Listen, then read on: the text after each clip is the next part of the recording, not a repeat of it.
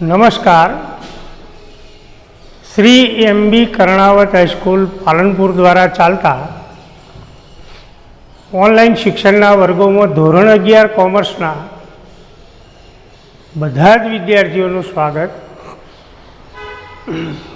मित्रों, विषय नामाना मूळ तत्वो भाग 1 प्रकरण नंबर 4 आमनो एનું ચોથું લેક્ચર આજે આપણે શરૂ કરીએ છીએ। Lecture number 4। દરેક ચેપ્ટરમાં આપણે જુદા જુદા પ્રકારના વ્યવહારો ઉપરથી આમનો લખતો શીખ્યા। આજે મહત્ત્વના નવા મુદ્દાની આપણે ચર્ચા કરીશું, પછી ગણતરી કરી અને હિસાબી નોંધ લખશું। तो मुद्दो आपणो आजनो वेपारी वटाव अने रोकड़ वटाव साथे कसरनी पण आपणे चर्चा करीशुं। वेपारी वटाव अंग्रेजी में ट्रेड डिस्काउंट कहेवाय अने रोकड़ वटाव अंग्रेजी में कैश डिस्काउंट कहेवाय। तो वेपारी वटाव अने रोकड़ वटाव बेना अर्थनी पण चर्चा करीए, साथे साथे तफावतनी पण चर्चा करीए। तो वेपारी वटाव कोने कहेवाय? तो मित्रों, आपणे बजार में खरीदी करवा माटे जईए तो दरेक वस्तुनुं पेकिंग जोवा मळे छे। ए पेकिंग उपर किंमतो छापेली होय छे, MRP छापेली होय, मैन्युफेक्चरिंग डेट लखेली होय, एक्सपायर डेट लखेली होय, वजन लखेलो होय। એટલે દરેક વસ્તુના પેકિંગ ઉપર ઘણી બધી વિગતો છાપવામાં આવેલી હોય છે। તો વેપારી વટાવ કોને કહેવાય?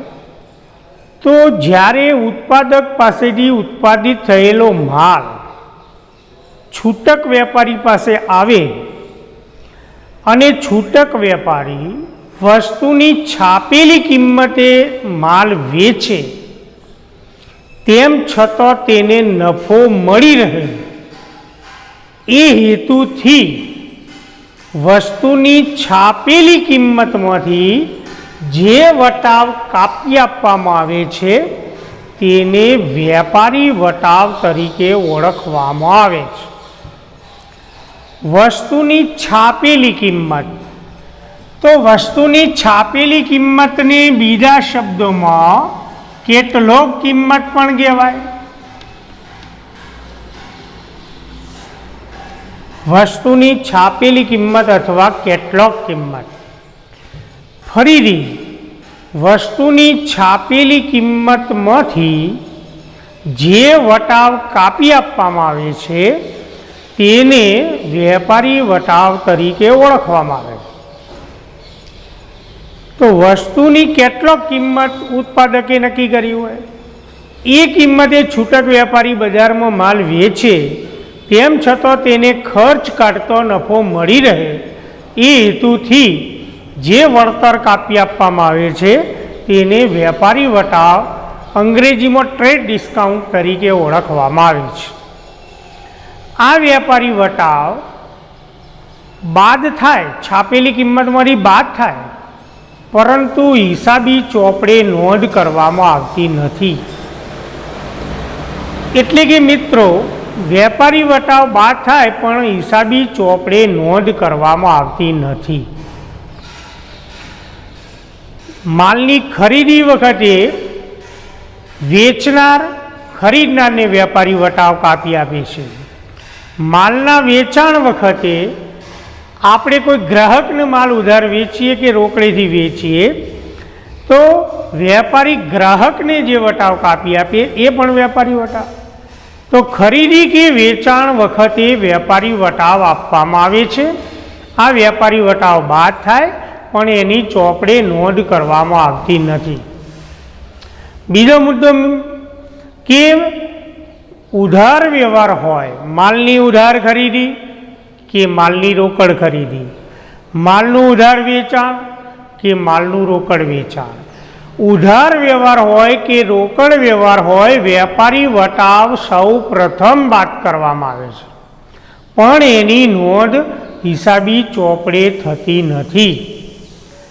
એટલે જ્યારે માલની ઉધાર ખરીદીનો વ્યવહાર હોય કે માલના ઉધાર વેચાણનો વ્યવહાર હોય, માલની રોકડ ખરીદીનો વ્યવહાર હોય કે માલના રોકડ વેચાણનો વ્યવહાર હોય, વેપારી વટાવ સૌ પ્રથમ બાદ થાય, પણ એની નોંધ હિસાબી ચોપડે થતી નથી. બીજો મુદ્દો, વેપારી વટાવ બિલ બનાવતી વખતે જ બાદ કરવામાં આવે છે. જ્યારે માલ આપણે ખરીદીએ તો વેચનાર બિલ આપણને આપે છે, તો એ વેપારી વટાવ બિલ બનાવતી વખતે જ વેચનાર બાદ કરી દે છે. આપણે માલ વેચીએ તો જ્યારે બિલ બનાવીએ ત્યારે જ વેપારી વટાવ બાદ કરવામાં આવે છે. એટલે બિલ બનાવતી વખતે જ વેપારી વટાવ બાદ કરવામાં આવે છે. સામાન્ય રીતે મોટા જથ્થામાં માલની ખરીદ વેચાણ થાય એ હેતુથી વેપારી વટાવ આપવામાં આવે છે. મોટા જથ્થામાં માલની ખરીદી થાય, મોટા જથ્થામાં માલનું વેચાણ થાય, એ હેતુથી વેપારી વટાવ બાદ કરવામાં આવે છે. હવે ચર્ચા કરીએ રોકડ વટાવ, કેશ ડિસ્કાઉન્ટ. તો રોકડ વટાવ કોને કહેવાય? તો જ્યારે નિશ્ચિત મુદતમાં નાણું મળી જાય,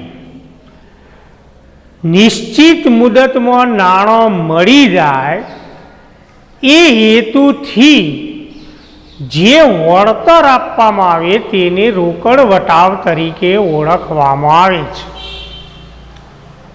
રોકડ વટાવ કયા હેતુથી આપવામાં આવે છે? કે રોકડ રકમની ચૂકવણીને પ્રોત્સાહન આપવા માટે રોકડ વટાવ આપવામાં આવે છે. રોકડ રકમની ચૂકવણીને ઉત્તેજન આપવાના હેતુથી રોકડ વટાવ આપવામાં આવે છે. ધારો કે આપણે કોઈ વેપારી પાસેથી માલ ખરીદીએ તો કાં તો તરત નાણું મળી જાય અથવા અમુક નિશ્ચિત મુદતમાં નાણું મળી જાય, એ હેતુથી વેચનાર ખરીદનારને રોકડ વટાવ આપે છે.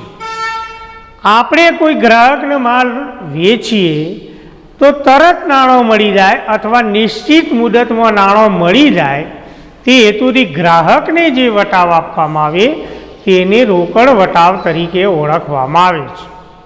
મહત્વનો મુદ્દો, રોકડ વટાવ રોકડ વ્યવહાર હોય ત્યારે જ બાદ થાય. ઉધાર વ્યવહાર થાય ત્યારે રોકડ વટાવ બાદ કરવામાં આવતો નથી. રોકડ વ્યવહાર હોય તો જ રોકડ વટાવ બાદ થાય, ઉધાર વ્યવહારમાં રોકડ વટાવ બાદ થતો નથી. ત્રીજો મુદ્દો, રોકડ વટાવની નોંધ હિસાબી ચોપડે કરવામાં આવે છે.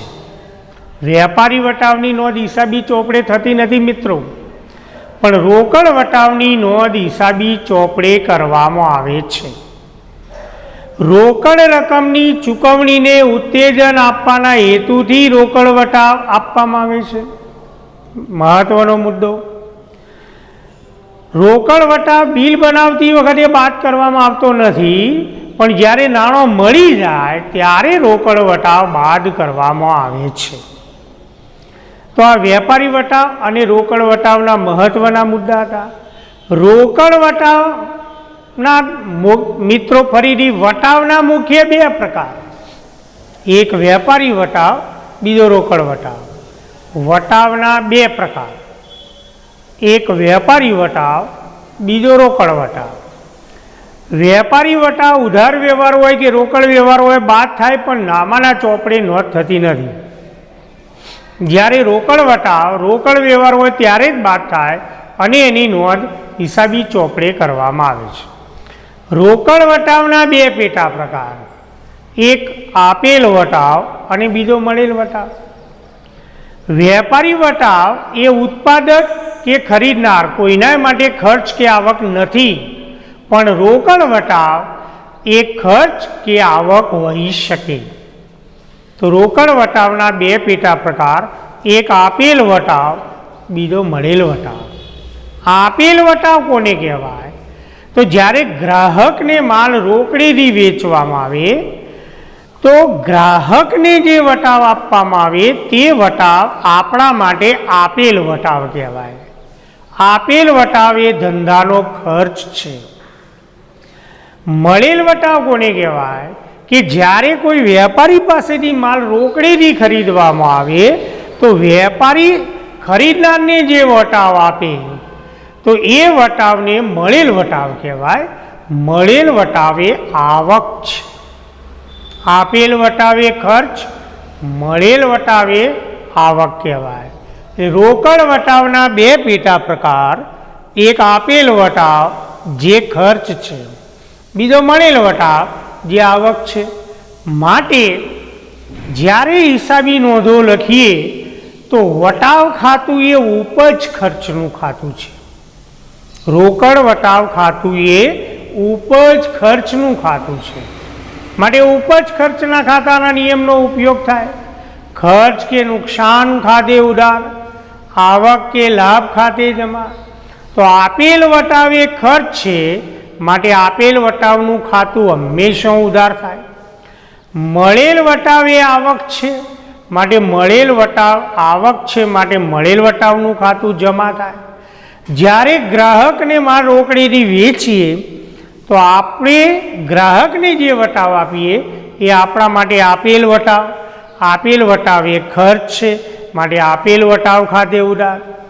વેપારી પાસેથી માલ રોકડેથી ખરીદીએ તો વેપારી આપણને જે વટાવ આપે એ વટાવ આપણા માટે મળેલ વટાવ, આવક છે, માટે મળેલ વટાવનું ખાતું જમા થાય. તો આ પ્રમાણે એની હિસાબી નોંધો કરવામાં આવે છે. હવે આપણે તફાવતની ફરીથી ચર્ચા કરી લઈએ. વેપારી વટાવ, રોકડ વટાવ. વટાવના બે પ્રકાર, વેપારી વટાવ, રોકડ વટાવ. પહેલા અર્થ. વેપારી વટાવ માલની છાપેલી કિંમતમાંથી જે વટાવ બાદ કરવામાં આવે તે વટાવને વેપારી વટાવ કહેવાય. રોકડ વટાવ માલની છાપેલી કિંમતમાંથી વેપારી વટાવ બાદ કર્યા પછી રોકડ વટાવ બાદ થાય. હવે રોકડ વટાવનો અર્થ તો રોકડ રકમની ચૂકવણીને ઉત્તેજન આપવાના હેતુથી જે વટાવ આપવામાં આવે તે વટાવને રોકડ વટાવ કહેવાય. બીજો મુદ્દો, વેપારી વટાવ બાદ થાય પણ હિસાબી ચોપડે નોંધ થતી નથી. રોકડ વટાવ બાદ થાય અને એની ચોપડે નોંધ થાય. ત્રીજો મુદ્દો, ઉધાર વ્યવહાર હોય કે રોકડ વ્યવહાર હોય, વેપારી વટાવ સૌ પ્રથમ બાદ થાય. રોકડ વટાવ વેપારી વટાવ બાદ કર્યા પછીની રકમમાંથી રોકડ વટાવ બાદ થાય પણ રોકડ વ્યવહાર હોય તો જ. ચોથો મુદ્દો, માલનું બિલ બનાવતી વખતે વેપારી વટાવ બાદ કરવામાં આવે છે. સામેની સાઈડે માલનું બિલ બનાવતી વખતે રોકડ વટાવ બાદ કરવામાં આવતો નથી. જ્યારે નાણું મળી જાય ત્યારે રોકડ વટાવ આપવામાં આવે છે. ત્યાર પછીનો મુદ્દો, વેપારી વટાવ એ ઉત્પાદક કે ખરીદનાર માટે ખર્ચ કે આવક નથી, પરંતુ રોકડ વટાવ એ ઉત્પાદક કે ખરીદનાર માટે ખર્ચ કે આવક હોઈ શકે. વેપારી વટાવના કોઈ પેટા પ્રકાર નથી.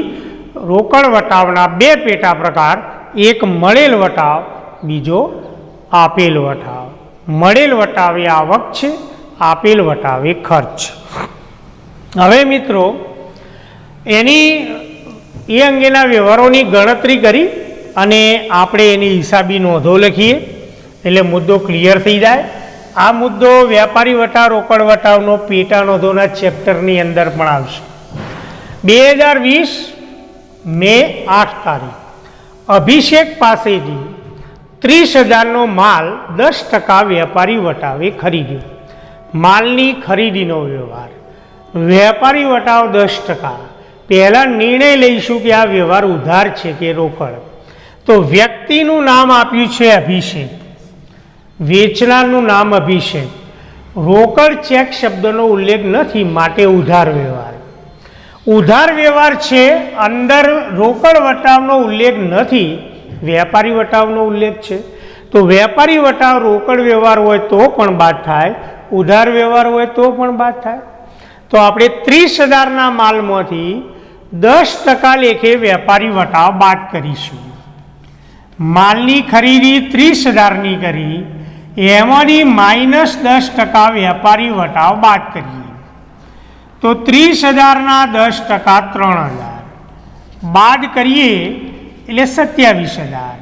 તો ખરેખર માલની ચોખ્ખી ખરીદી 27,000ની કહેવાય, 30,000ની ખરીદી કહેવાય નહીં. તો આપણે ચોપડે નોંધ કરીશું 27,000. વેપારી વટાવ બાદ થાય પણ નોંધ થતી નથી. હવે આ વ્યવહાર ઉધાર છે એટલે બે ખાતો, એક તો બેવડી અસર ઉપરથી બે ખાતો નક્કી કરીએ. એક તો માલ ખરીદ્યો માટે ખરીદ ખાતું સંકળાયેલું છે, માલ આવે ખરીદ ખાતું. અને બીજું ઉધાર વ્યવહાર છે માટે ઉધાર વ્યવહારમાં હંમેશા વ્યક્તિનું ખાતું સંકળાયેલું હોય અને એ વ્યક્તિ અભિષેક. એક ખરીદ ખાતું, બીજું અભિષેકનું ખાતું. ખરીદ ખાતાનો પ્રકાર માલ મિલકત પ્રકારનું ખાતું, અભિષેકના ખાતાનો પ્રકાર વ્યક્તિ ખાતું. ઉધાર જમા કરી લઈએ મિત્રો. ખરીદ ખાતું હંમેશા ઉધાર થાય, વેચાણ ખાતું જમા થાય. માલ મિલકતનો નિયમ આવે તો ઉધાર, જાય તો જમા. તો ખરીદીમાં હંમેશા માલ આવે છે માટે ખરીદ ખાતું ઉધાર થાય, અભિષેકનું ખાતું વ્યક્તિનું ખાતું. લેનાર ખાતે ઉધાર, આપનાર ખાતે જમા. તો અભિષેક પાસેથી માલ ઉધાર ખરીદ્યો, અભિષેક લાભ આપનાર છે માટે અભિષેકનું ખાતું જમા થાય. હવે આપણે એની નોંધ લખી દઈએ તો વર્ષ 2020, માસ મે, તારીખ 8. જે ખાતું ઉધાર થાય આપણે પહેલાં લખીએ છીએ. મિત્રો હવે લગભગ તમને આમનો જ લખતો આવડી ગઈ છે. ખરીદ ખાતે ઉધાર 27,000, 30,000 નહીં. તે અભિષેક ખાતે જમા રૂપિયા 30,000.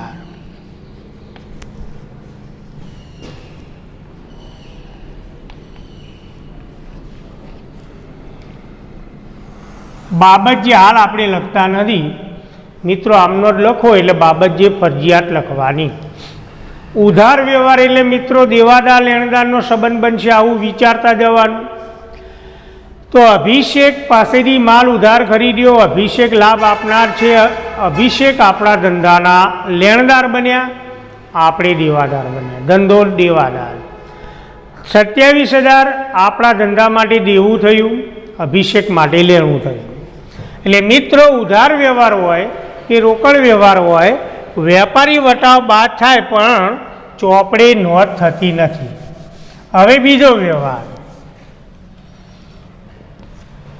દાખલા તરીકે ખરીદ્યાની જગ્યાએ વેચ્યો હોય તો આ જ પ્રમાણે ગણતરી થાય. વેપારી વટાવ બાદ થાય, નોંધ થતી નથી.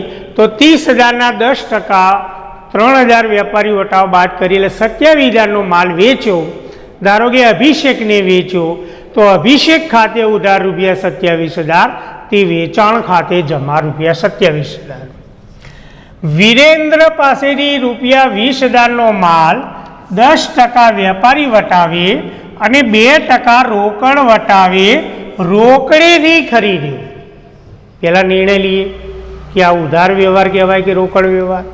તો રોકડેથી ખરીદ્યો. રોકડ કે ચેક શબ્દનો ઉલ્લેખ હોય એટલે રોકડ વ્યવહાર કહેવાય.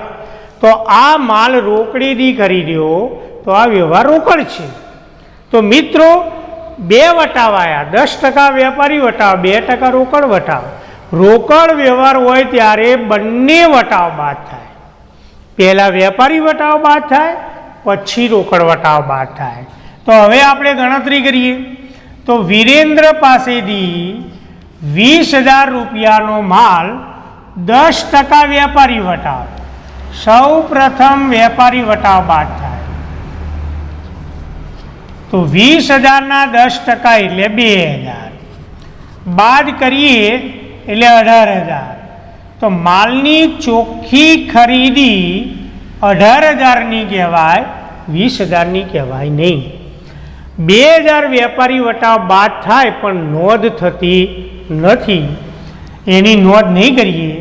હવે આ માલ આપણે રોકડેથી ખરીદ્યો તો ખરેખર વીરેન્દ્ર પાસેથી 18,000નો માલ ખરીદ્યો તો આપણે વીરેન્દ્રને 18,000 રૂપિયા ખરેખર ચૂકવવા પડે, પણ વીરેન્દ્રે 2% રોકડ વટાવ આપણને આપ્યો, તો વીરેન્દ્ર 18,000માંથી 2% રોકડ વટાવ આપણને આપશે. તો 18,000ના 2% 360 બાદ કરીએ એટલે 17,640 રૂપિયા આપણા ધંધામાંથી રોકડ ચૂકવવામાં આવશે, રોકડ જશે. ફરીથી વેપારી વટાવ 2,000 બાદ કર્યા તો માલની ચોખ્ખી ખરીદી 18,000, તો વીરેન્દ્રને 18,000 રૂપિયા ખરેખર ચૂકવવા પડે, પણ વીરેન્દ્રે આપણને 2% રોકડ વટાવનો લાભ આપ્યો, તો 18,000ના 2% એટલે 360 બાદ કરીએ તો 18,000ના બદલે વીરેન્દ્રને 17,640 રૂપિયા ચૂકવવા પડશે. આટલા 360 રૂપિયા આપણા ધંધાએ ઓછા ચૂકવવાના થયા. આ 360 રૂપિયા જે ઓછા ચૂકવવાના થયા એ આપણા ધંધા માટે રોકડ વટાવ કહેવાય.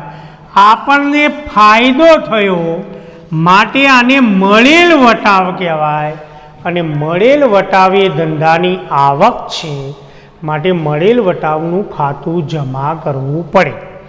હવે બેવડી અસરની ચર્ચા કરતા જઈએ અને ખાતો નક્કી કરતા જઈએ.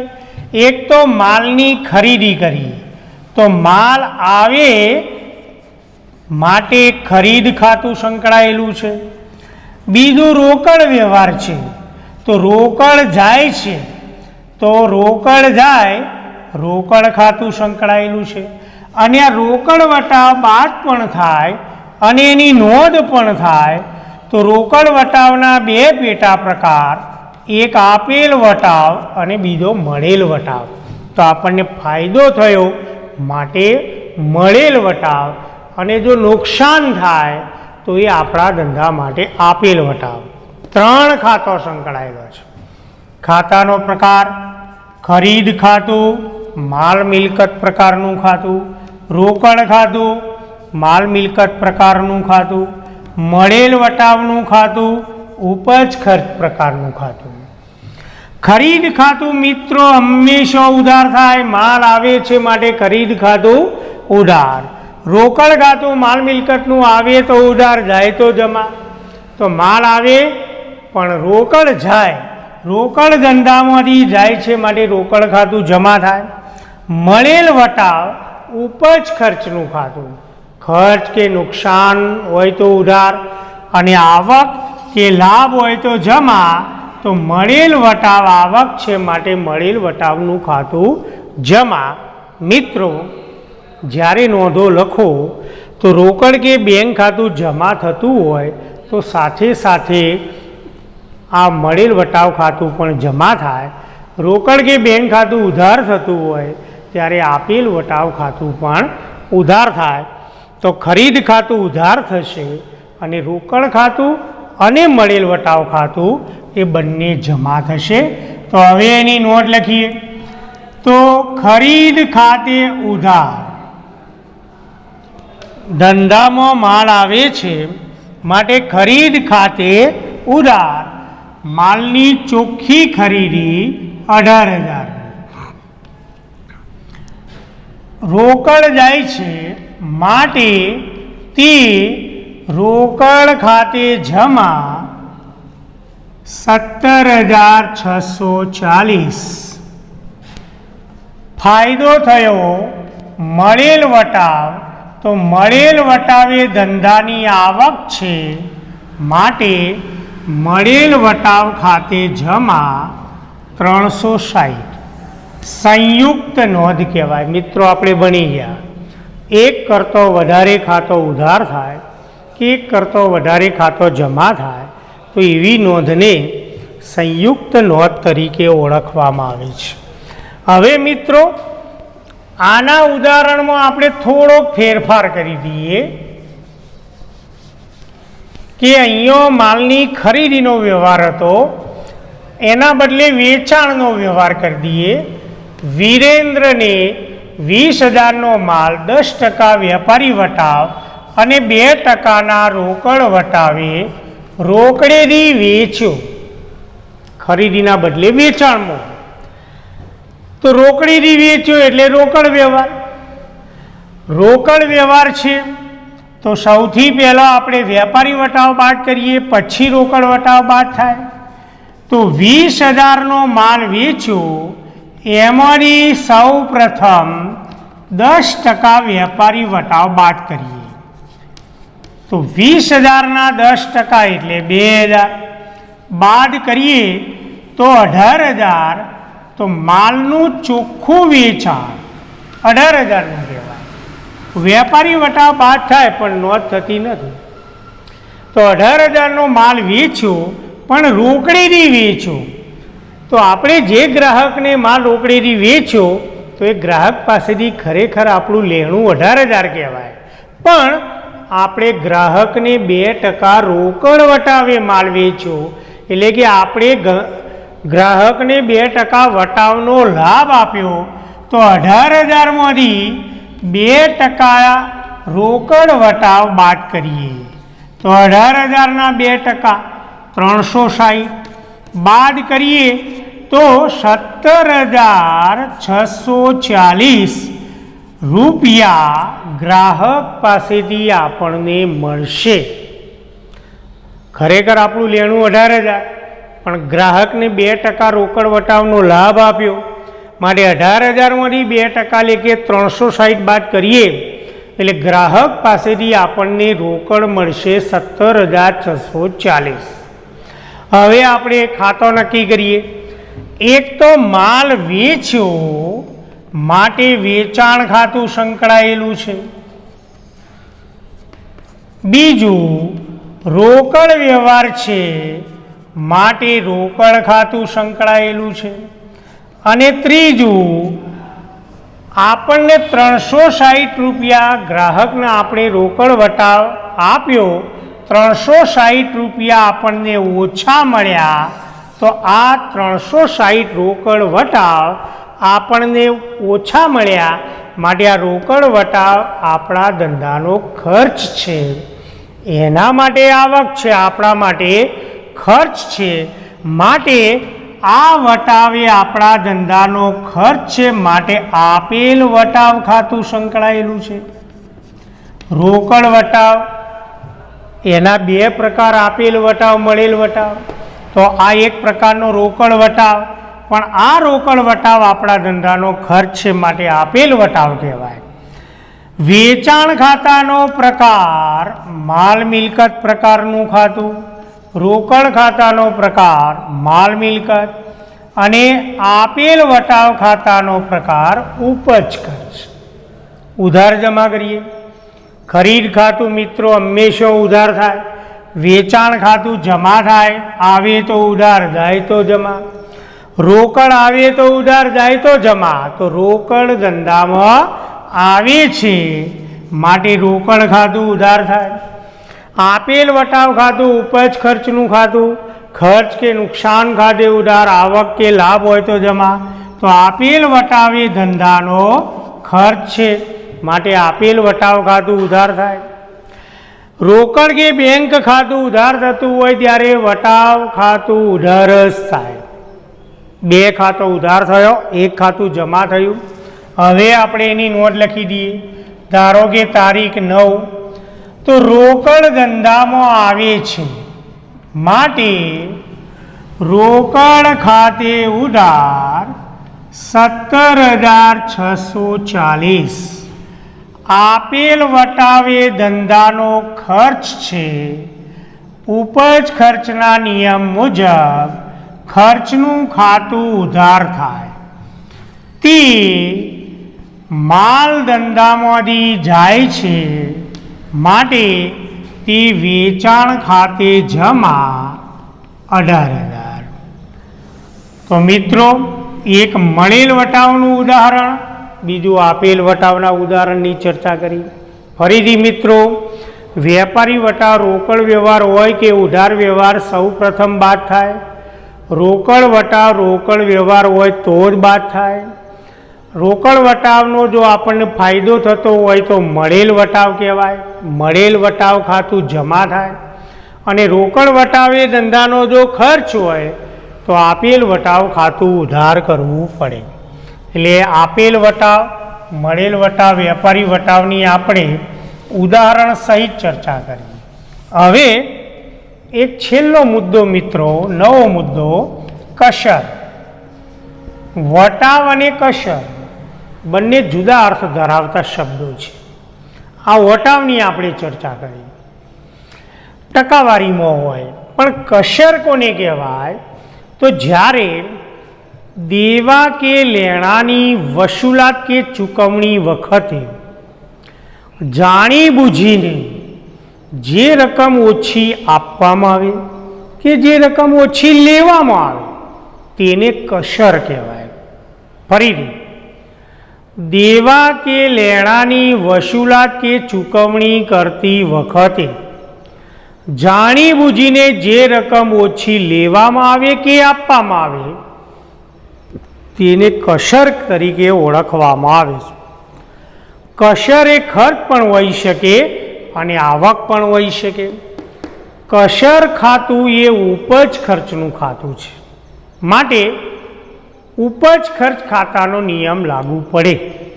ખર્ચ કે નુકસાન ખાતે ઉધાર, આવક કે લાભ હોય તો જમા. તો કશર એ ખર્ચ હોય તો કશર ખાતું ઉધાર થાય, કશર એ આવક હોય તો કશર ખાતું જમા થાય. જ્યારે ધંધાનું દેવું ચૂકવીએ કે લેણાની વસૂલાત કરીએ ત્યારે જાણીબૂજીને જે રકમ ઓછી લેવામાં આવે કે ઓછી આપવામાં આવે તેને કશર કહેવાય. ઉદાહરણ લઈએ આપણે, ધારો કે 10 તારીખ, તો અહીંયા ઉદાહરણ લઈએ, મયંકને ચૂકવવાના રૂપિયા 5020 પેટે રૂપિયા 5000 આપી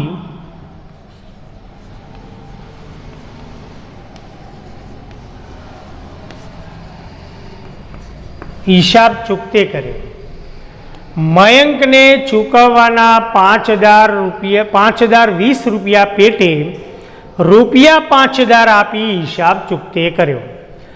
તો પહેલા નિર્ણય લઈએ કે રોકડ વ્યવહાર કે ઉધાર વ્યવહાર. તો મયંકને 5000 આપ્યા એટલે રોકડની લેવડ દેવડ થાય છે, માટે રોકડ વ્યવહાર. તો બેવડી અસર ઉપરથી ખાતો નક્કી કરીએ. એક તો રોકડ વ્યવહાર છે માટે રોકડ ખાતું સંકળાયેલું છે, પણ કેટલા રોકડા આપ્યા? 5000. તો રોકડ ખાતું 5000થી સંકળાયેલું છે. કોને આપ્યા? તો મયંકને આપ્યા. તો મયંક આપણા ધંધાનો લેણદાર હતો, એને ચૂકવવાના બાકી હતા. આપણું દેવું હતું 5020 રૂપિયાનું દેવું હતું, એ દેવું ચૂકતે કર્યું. મયંક પ્રત્યેનું દેવું ચૂકતે કર્યું માટે બીજું મયંકનું ખાતું સંકળાયેલું છે. પણ કેટલી રકમથી? તો આપણું દેવું હતું 5020થી. તો મયંક પ્રત્યેનું દેવું 5020 ચૂકતે કર્યું, તો માટે મયંકનું ખાતું પૂરી રકમથી બંધ કરવું પડે. હવે એક નવું ત્રીજું ખાતું, ચૂકવવાના હતા 5020 પણ ચૂકવ્યા 5000, તો 20 રૂપિયા મયંકને ઓછા ચૂકવ્યા, જાણી બૂજીને ઓછા ચૂકવ્યા, માટે ત્રીજું કશર ખાતું સંકળાયેલું છે. એક મયંકનું ખાતું, બીજું રોકડ ખાતું, ત્રીજું કશર ખાતું. જાણી બૂજીને આપણે ઓછા આપ્યા. 3 ખાતો સંકળાયેલો છે. ખાતાનો પ્રકાર નક્કી કરીએ. રોકડ ખાતું માલ મિલકત પ્રકારનું ખાતું, મયંકનું ખાતું વ્યક્તિ પ્રકારનું ખાતું, અને કશરનું ખાતું એ ઉપજ ખર્ચ પ્રકારનું ખાતું. ઉધાર જમા કરીએ. રોકડ ખાતા માટે માલ મિલકતનો નિયમ, આવે તો ઉધાર, જાય તો જમા. તો રોકડ ધંધામાંથી જાય છે માટે રોકડ ખાતું જમા. મિત્રો, હવે મોઢે જ કરી લેવાનું કે રોકડ આવતી હોય તો રોકડ ખાતું ઉધાર થાય, રોકડ જતી હોય તો રોકડ ખાતું જમા થાય, ચેક આવતો હોય તો બેંક ખાતું ઉધાર થાય, ચેક જતો હોય તો બેંક ખાતું જમા થાય. મયંકનું ખાતું વ્યક્તિનું ખાતું, મયંક લાભ લેનાર છે માટે મયંકનું ખાતું ઉધાર. કસર ખાતું ઉપજ ખર્ચનું ખાતું, ખર્ચ કે નુકસાન ખાતે ઉધાર, આવક કે લાભ હોય તો જમા. તો 20 રૂપિયા આપણને ફાયદો થયો.